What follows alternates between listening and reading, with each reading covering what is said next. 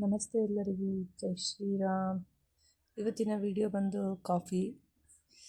ಎಲ್ಲರ ಮನೇಲೂ ಕಾಫಿ ಕುಡಿತಾರೆ. ಸಾಮಾನ್ಯವಾಗಿ ಕಾಫಿ ಕುಡಿಯೋರು ತುಂಬ ಜನ ಇದ್ದಾರೆ ಪ್ರಪಂಚದಲ್ಲಿ ಅಂದ್ಕೊತೀನಿ. ಇವಾಗಿನ ಬೆಂಗಳೂರು ಚಳಿಗೆ ಎಲ್ಲ ಕಡೆಯೂ ಚಳಿನೇ, ತುಂಬ ಚಳಿನೇ. ಈ ಬೆಂಗಳೂರಿನ ಚಳಿಗೆ ಕಾಫಿ ಬೇಕೇ ಬೇಕು. ಬೆಳಿಗ್ಗೆ ಒಂದು ಟೈಮ್, ನಮ್ಮ ಮನೇಲಿ ಒಂದು 2-3 ಟೈಮ್ ಕುಡಿತೀವಿ ಕಾಫಿ. ನಾನೊಬ್ಬಳೇ, ಬೇರೆ ಯಾರೂ ಕುಡಿಯೋಲ್ಲ.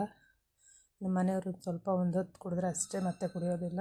ಬಟ್ ನಾನು ಕೋತಾಸ್ ಕಾಫಿ ಜಾಸ್ತಿ ಇಷ್ಟಪಟ್ಟು ಕುಡಿತೀನಿ. ಫಿಲ್ಟರ್ ಕಾಫಿ ಅಥವಾ ಇನ್ಸ್ಟಂಟ್ ಕಾಫಿ. ಇನ್ಸ್ಟಂಟ್ ಕಾಫಿ ಅಂದರೆ ಬೇಗ ಆಗುತ್ತೆ ಅಂತ ಅಷ್ಟೇ. ಬಟ್ ಫಿಲ್ಟರ್ ಕಾಫಿ ಅಂದರೆ ಸ್ವಲ್ಪ ಜಾಸ್ತಿ ಹೊತ್ತು ಕುದಿಸ್ಬಿಟ್ಟು ಕುಡಿಬೇಕು. ಅದು ಟೇಸ್ಟಾಗಿರುತ್ತೆ, ಸಖತ್ತಾಗಿರುತ್ತೆ. ಬ್ರೂನು ತರ್ತೀವಿ, ಅದು ಬಿಟ್ಟರೆ ಕೋತಾಸ್ ತರ್ತೀವಿ. ಎಲ್ಲ ಕಾಫಿನೂ ಟೇಸ್ಟ್ ನೋಡ್ತಾ ಇರ್ತೀವಿ. ಅವಾಗ ಹೊಸದು ಯಾವ್ದು ಬಂದರೂ ಟೇಸ್ಟ್ ನೋಡ್ತೀವಿ. ಸದ್ಯಕ್ಕೆ ಕೋತಾಸ್ ಕಾಫಿನೇ ಯೂಸ್ ಮಾಡ್ತಾಯಿದ್ದೀವಿ ನಾವು. ತುಂಬ ಚೆನ್ನಾಗಿದೆ. ಅದರ ಜೊತೆಗೆ ಚೆನ್ನಾಗಿ ಕುದಿಸಿ ಬೆಲ್ಲ ಹಾಕ್ಕೊಂಡು ಕುಡಿದ್ರೆ ಸಖತ್ತಾಗಿರುತ್ತೆ. ಬೆಳಗ್ಗೆ ಇನ್ನೊಂದೆರಡು ಗ್ಲಾಸ್ ಕುಡಿಯೋಷ್ಟೇ ಆಗುತ್ತೆ. ಈ ಚಳಿಗೆ ಪದೇ ಪದೇ ಕುಡಿಯೋಂಗಾಗುತ್ತೆ ಕಾಫಿನ.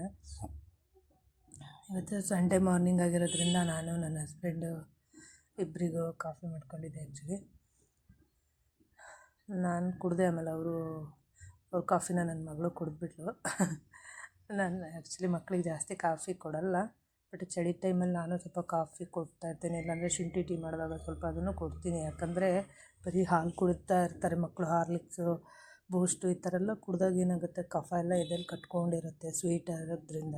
ಅದರಿಂದ ಅವಾಗವಾಗ ಶುಂಠಿ ಟೀ ಎಲ್ಲ ಮಾಡಿದಾಗ ಸ್ವಲ್ಪ ಸ್ವಲ್ಪ ಅವರಿಗೂ ಕೊಡ್ತೀನಿ. ನಾನೆಲ್ಲ ಅಭ್ಯಾಸನೂ ಮಾಡಿಸಿದ್ದೀನಿ. ಯಾಕೆ ಮಾಡಿಸಿದ್ದೀನಿ ಅಂದರೆ, ಈಗ ಊರ ಕಡೆ ಎಲ್ಲ ಹೋದಾಗ ನಮಗೆ ಅದೇ ಬೇಕು ಇದೇ ಬೇಕು ಅಂತ ಹೇಳೋಕ್ಕಾಗಲ್ಲ. ಹಳ್ಳಿಯಲ್ಲಿ ಮನೇಲಿ ಬೆಂಗಳೂರಲ್ಲಿ ಹೇಗಿರ್ತಾರೆ ಅದನ್ನೇ ಅಡ್ಜಸ್ಟ್ ಮಾಡ್ಕೊಂಡು ಹೋದ್ರೆ ಅಲ್ಲಿ ಕುಡಿಯೋದೇ ಇಲ್ಲ. ಅದಕ್ಕೋಸ್ಕರ ಊರಲ್ಲೆಲ್ಲ ಕಾಫಿ ಟೀ ಎಲ್ಲನೂ ಕುಡಿತಾರೆ ನಮ್ಮೂರಲ್ಲಿ.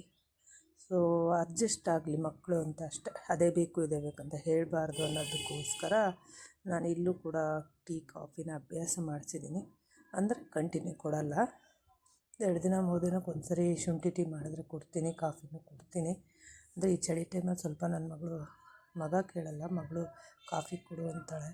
ಅವಳಿಗೆ ಕಾಫಿ ಇಷ್ಟ. ಹಾಲು ಈ ಥರ ಬೂಸ್ಟು ಹಾರ್ಲಿಕ್ಸ್ ಈ ಥರ ಎಲ್ಲ ಕೊಂಪ್ಲನ್ ಎಂತ ಕೊಟ್ಟರು ಇಷ್ಟನೇ ಪಟ್ಟು ಕುಡಿಯೋದೇ ಇಲ್ಲ ಅವಳು. ಸ್ವಲ್ಪ ಕಾಫಿ ಕೊಡು ಅಂತಾಳೆ ಚಳಿ ಇದ್ದಾಗ. ಅದಕ್ಕೆ ಮಾಡ್ತಾಯಿದ್ದೆ.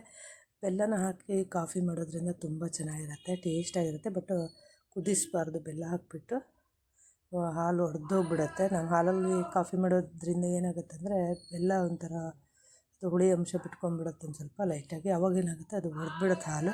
ಅದರಿಂದ ಯಾವಾಗ್ಲೂ ಕಾಫಿನ ಯಾವಾಗಲೂ ಇಳಿಸ್ಬಿಟ್ಟು ಕುದಿಸಿ ಇಳಿಸ್ಬಿಟ್ಟು ಗ್ಲಾಸಿಗೆ ಹಾಕ್ಕೊಂಡು ಆಮೇಲೆ ಆ ಕಡೆ ಈ ಕಡೆ ಹಾಕಿದಾಗ ಏನಾಗುತ್ತೆ, ನೀಟಾಗಿ ಕರಗುತ್ತೆ ಬೆಲ್ಲ.